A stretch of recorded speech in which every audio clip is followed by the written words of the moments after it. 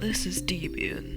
It's a fully functioning operating system that's a distribution of Linux, and it even comes with games, a web browser, and many other utilities.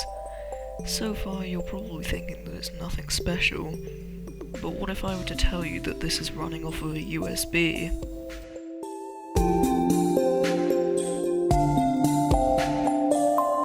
Installing Linux to a USB isn't too much more difficult than installing it normally, but I wanted to show off my collection of USBs that have operating systems on them.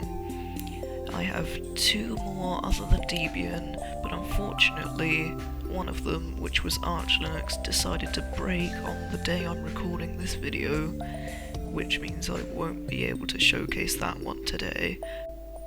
So, after we've powered off Debian, I am going to show you the next USB that I have, which is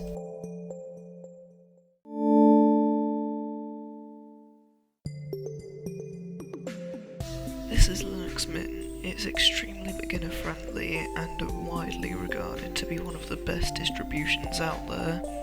When installing Linux to USB, some distributions may install the bootloader to the hard drive of the device you're using to install it by default, which may require you to manually move the bootloader over, which might be a bit more difficult if you don't know what you're doing.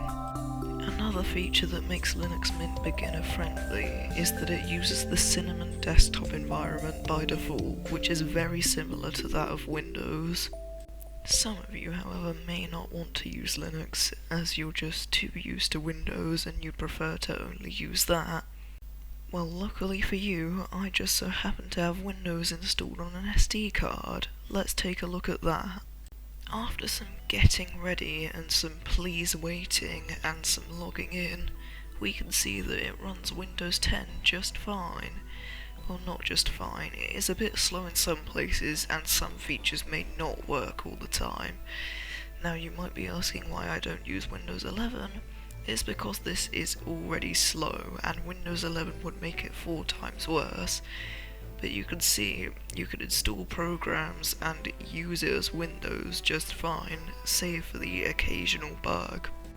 Note that you can't install Windows to a USB device using normal methods, as it won't recognise the hardware. Instead, you need to find a third-party program such as Win2USB to be able to install it. And that about does it for my collection of portable operating systems. I might make another video on this if I get Arch to work and the technology gods are in my favour. But until then, thanks for watching.